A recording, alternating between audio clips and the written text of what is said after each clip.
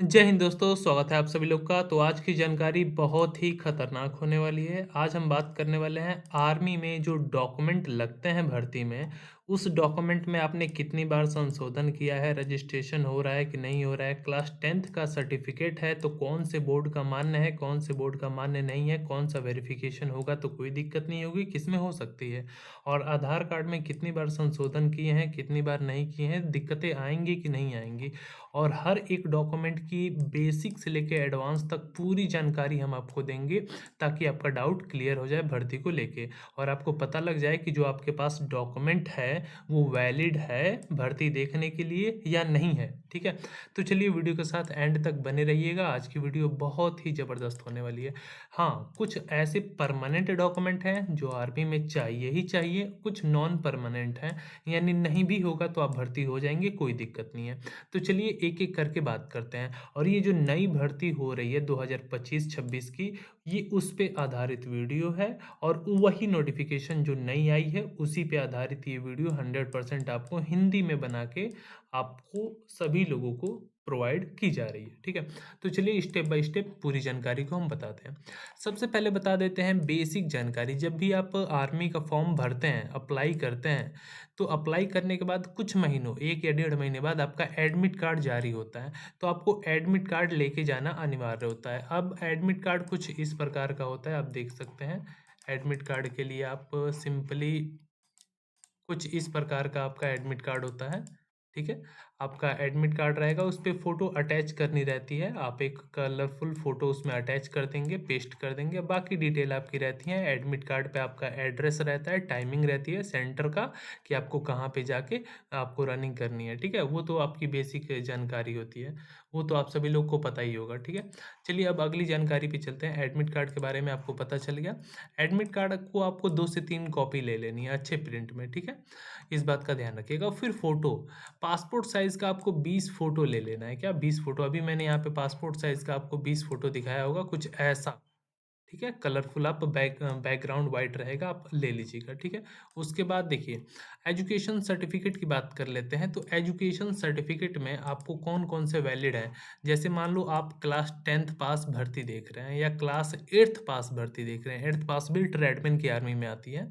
तो 8th पास जो आपका स्कूल का सर्टिफिकेट है, चाहे वो हैंड राइटिंग में हो, ठीक है, चाहे कंप्यूटर से टाइप टाइप हो, सब वो भी वैलिड है। चाहे वो किसी भी स्कूल का हो, स्कूल का नाम और एड्रेस डिटेल सब रहनी चाहिए। ठीक है, और ये 10th का सर्टिफिकेट, 10th का सर्टिफिकेट में एक होता है state board, all India state board valid है।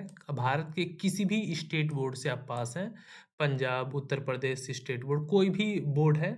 लेकिन हाँ, स्टेट में एक ओपन बोर्ड होता है और एक स्टेट बोर्ड होता है। ओपन बोर्ड भी वैलिड है, स्टेट बोर्ड भी वैलिड है।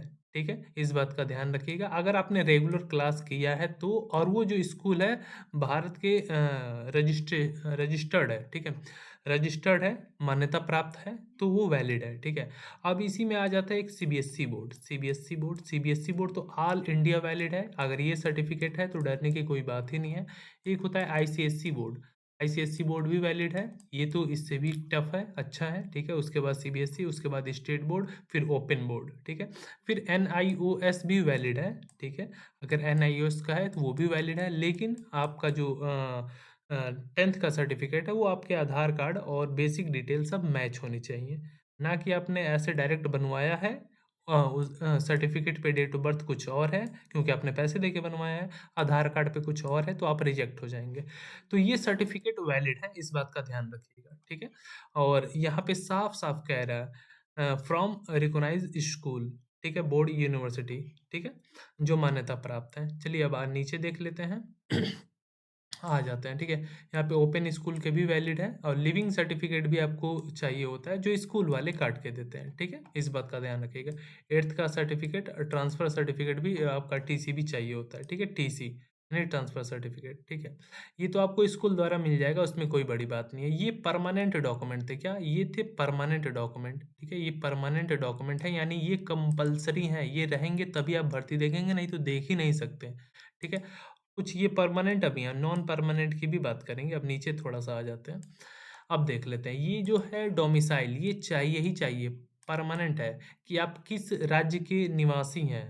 ठीक है? आपका जगह कौन-सा है, कहाँ के आप रहने वाले हैं। ऐसा थोड़ी है कि कोई पाकिस्तान, नेपाल, अफ़गानिस्तान कहीं से भी आके भर्ती देख लेगा, नहीं। उसको एक प्रूफ़ चाहिए कि आप यहाँ के रहने वाले हैं, ठीक है? तो ये आप कहीं से भी अपने दुकान पे जाके ऑनलाइन करा लेंगे आधार कार्ड दिखा के, ठीक है? कास्ट सर्टिफ़िकेट अगर है तो भी ठीक, नहीं है तो भी ठीक है। आपकी जाति कौन-सी है? जनरल में आते हैं तो कोई दिक्कत नहीं, अगर कोई स्पेसिफ़िक जाति में आते हैं ओबीसी, एससी, एसटी बैकवर्ड में तो आपके पास ज़रूर होगा, ठीक है? तहसीलदार द्वारा ये भी बनता है, ठीक है? रिलीजियन सर्टिफ़िकेट ये परमानेंट, नॉन परमानेंट में भी आता है। रिलीजन सर्टिफ़िकेट हिंदू, मुस्लिम, सिख आप जो भी हैं, वो भी सर्टिफ़िकेट बनता है, आप बनवा सकते हैं, ठीक है? तहसीलदार द्वारा ये भी बनता है, ठीक है? इस बात का ध्यान रखिएगा। पुलिस कैरेक्टर सर्टिफ़िकेट ये परमानेंट है, ये तो चाहिए ही चाहिए 6 मंथ के अंदर का, ठीक है? ये चाहिए होता है, ठीक है? वो आप ऑनलाइन करा देंगे, आपके स्टेशन से वेरीफ़ाई होके आपको आ जाता है, आप लोग डाउनलोड कर लेते हैं, ये दुकान वाले आपके कर देंगे, ठीक है?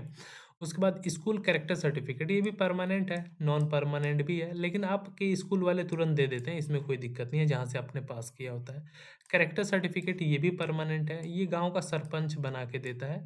परमानेंट, नॉन परमानेंट में भी है, टाइम भी आपको मिल जाती है, इससे कोई दिक्कत नहीं है, गाँव का प्रधान आपको गाँव का सरपंच जो भी आपको कहते हैं, बना के दे देगा, ठीक है। अनमैरिड सर्टिफ़िकेट ये भी गाँव का प्रधान ही बना के देता है कि आप शादीशुदा नहीं हैं, ठीक है? 6 महीने के अंदर का, वो भी आपका प्रधान बना के दे देगा। रिलेशनशिप सर्टिफ़िकेट, ठीक है? ये आपके अगर माता-पिता आर्मी में हैं, तो आपको छूट मिलती है, अदरवाइज़ नहीं छूट मिलती है। आप जनरल कैटेगरी में सभी लड़कों के साथ देखते हैं, तो ये नॉन परमानेंट है, ये ज़रूरी नहीं है। अगर है तो लगा दो, नहीं है तो कोई बात नहीं, इस बात का ध्यान रखना, ठीक है? अब नीचे आ जाते हैं एनसीसी सर्टिफ़िकेट है तो भी ठीक, नहीं है तो भी ठीक, होगा तो छूट मिलेगी। एनसीसी सर्टिफ़िकेट ए है तो 5 नंबर की छूट, बी है तो आपको 10 नंबर की छूट हो गया, सी है तो आपका 15 से 20 नंबर का छूट हो गया। इस बात का ध्यान रखिए। परमानेंट, नॉन परमानेंट ये है तो भी ठीक, नहीं है तो भी ठीक। नहीं, थोड़ा नीचे आ जाते हैं। स्पोर्ट्स सर्टिफ़िकेट है तो भी ठीक, नहीं है तो भी ठीक, ये भी परमानेंट नहीं है।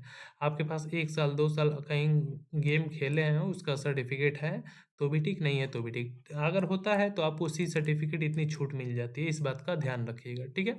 एफ़िडेविट ये है, आपको बनवाना पड़ता है, इस बात का ध्यान रखिए। कचहरी द्वारा आप जाएँगे, एफ़िडेविट बनवा लेंगे, ₹10 का वहाँ पे स्टैम्प लेके जो भी वो मिलता है पर्ची, उस पे आप बनवा लेंगे, ठीक है? तो ये ज़रूरी है, इस बात का ध्यान रखिएगा, ठीक है? ₹10 लगता है, आप जाके बनवा लेंगे, ठीक है? उस पे लिखवा लेंगे अपना पूरा बायोडाटा वगैरह। अब नीचे थोड़ा-सा आ जाते हैं, देख लेते हैं। उसके बाद सबसे ज़्यादा चर्चा की विषय है पैन कार्ड, आधार कार्ड, ठीक है? आधार कार्ड से ही बनता है पैन कार्ड। आधार कार्ड, पैन कार्ड एक दूसरे से लिंक होता है, इस बात का ध्यान रखिएगा।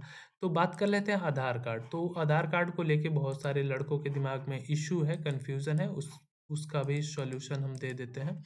जैसे लेट अज़्यूम आपके पास आधार कार्ड है, तो आपके आधार कार्ड में ये डेट ऑफ बर्थ है और आपके पास क्लास 10th का सर्टिफ़िकेट है, उसमें भी सेम डेट ऑफ बर्थ है, यही डेट ऑफ बर्थ है।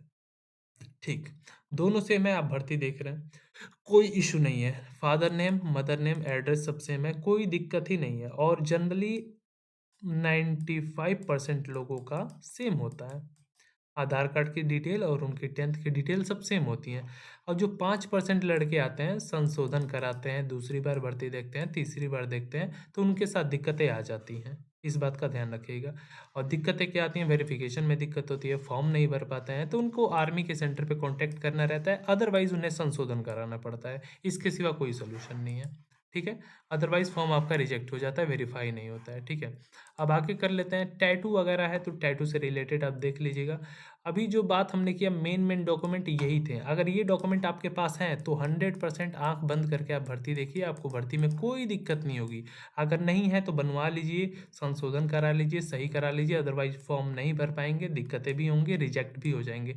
कुछ लड़के जाके फाइनल डॉक्यूमेंट वेरिफ़िकेशन में रिजेक्ट हुए हैं, आप नहीं समझेंगे दर्द, क्योंकि पहले से ही अवेयर हैं, सही करा लेंगे तो आपको सही रहेगा। ये जानकारी आपको अच्छी लगी हो, सारी आपको दिमाग के सवालों का जवाब मिल गया हो, तो वीडियो को लाइक कर दें, अपने दोस्तों में शेयर कर दें जो भर्ती देखने जा रहे हैं। जय हिंद, जय भारत, वंदे मातरम।